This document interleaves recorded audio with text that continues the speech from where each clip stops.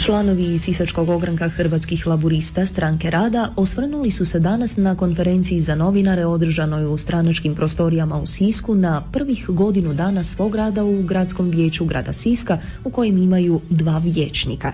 Predsjednik ogranka Ivica Rendulić. Točno je godinu dana, otprilike u ovo vrijeme je konstituirano Gradsko vijeće grada Siska i mi smo kao stranka koji smo jedini izašli na izbore potpuno samostalno, pritom dobili povjerenje za 2 vijećnička mandata u vijeću grada Siska, donijeli odluku kao stranka dati potporu izvršnoj vlasti, dakle gradonačelnici sa zamjenicima, a na tragu neophodnih, nužnih čak promjena, jer smo dugo godina bili na stramputici što se tiče radnih mjesta, infrastrukture, trošenja novaca iz gradskog proračuna, što nije bilo dobro za život grada, odnosno naših sugrađanki i sugrađana. Rendulić kaže kako su se u svom dosadašnjem radu fokusirali uglavnom na komunalna pitanja, o čemu je danas nešto više rekao gradski vijećnik i tajnik Sisačkog ogranka Hrvatskih laburista Stranke rada Ivan Mlinarić. Infrastruktura, komunalne usluge i gradska uprava bile su glavni cilj našeg rada, nastavno na pretpostavku kako je vlast servis građanima, a zajedničko djelovanje je uspješan put do uspjeha. Popravak Savske ceste prvi je u nizu primjera, kao i obnova ceste do igrališta i brodogradilišta u Galdovu. Uređivanje parkirališta na trgu 22. lipnja nije jedina naša inicijativa u tom dijelu grada, pa će tamo uskoro osvanuti prvi sisački park za pse. Ovdje bih volio naglasiti da smo i ovim primjerom uspjeli pokazati kako se i malim sredstvima Sisak može svrstati uz bok dosta razvijenijih gradova i rijetkih gradova u Hrvatskoj koji uvode takve sadržaje u svoje urbane sredine. Košnja, trave, gradska rasvjeta, sigurnost raskrižja na izgled imaju manje značenje, ali njihovo rješavanje olakšava svakodnevni život Siščanki i Siščana.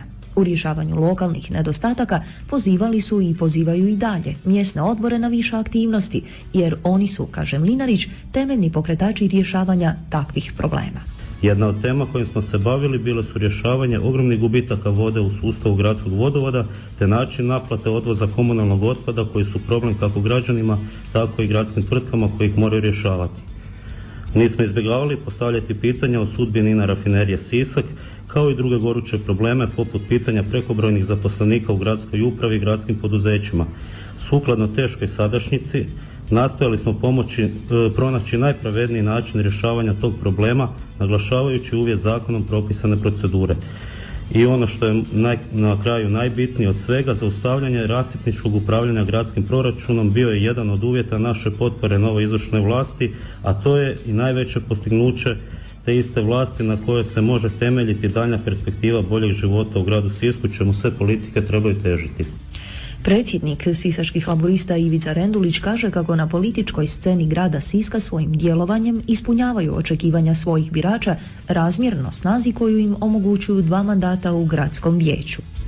A na upit novinara da prokomentira najave otpuštanja zaposlenika Sisačkog doma kulture Kristalna kocka Vedrine, navodno se radi o 8 ljudi što je na svojoj nedavnoj konferenciji za novinare sisački HSP Ante Starčević nazvao političkim revanšizmom, Rendulić kaže: Radi se o jako važnim, osjetljivim pitanjima, sudbinama ljudi. Imamo kao činjenicu, i na to smo ukazivali, zapošljavanje po političkoj podobnosti u prethodnom razdoblju do izbora ove izvršne vlasti. Ovu izvršnu vlast smo upozorili da smo protiv političkog uhljebljavanja na tiskovnoj konferenciji negdje iz 9. mjeseca prošle godine. I obzirom da se radi stvarno o nezgodnim, nezahvalnim pitanjima, nas, Hrvatske laburiste, tu najviše smeta na tragu najboljih rješenja stavljanje sve pažnje na gradonačelnicu, izbjegavanje odgovornosti ravnatelja ustanova, direktora trgovačkih društava. To se ovih godinu dana niko nije sjetio postaviti kao pitanje.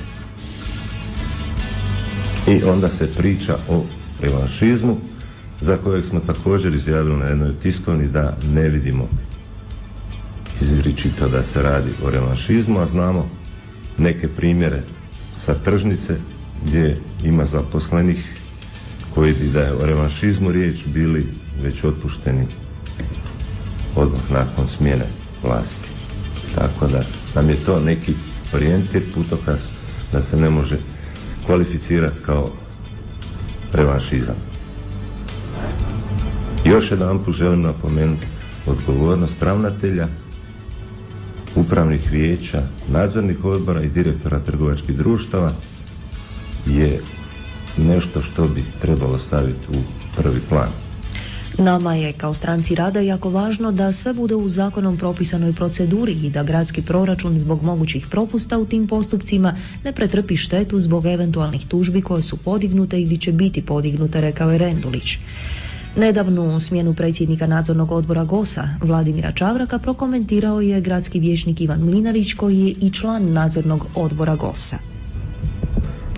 Pa prije svega ne bih ulazio u detalje polemike između gospodina Andučića i gospodina Čavraka, ali ono što kao član nadzornog odbora, bez ulaženja u dalje detalje naših sastanaka kojih smo održali već 10 u zadnjih godinu dana, sve na volonterskoj bazi, postoje nepravilnosti koje su naslijeđene i koje graniče, a to će sud odlučiti ako dođe do toga sa, ajmo to tako staviti možda i pod navodnike, kriminalnim aktivnostima koje su događale u prethodnom mandatu i koje je naslijedilo ovaj nadzorni odbor i sama direktorica. Tako da će sve o tome svoj sud dati one instance prema kojima su pokrenute procedure i procesi.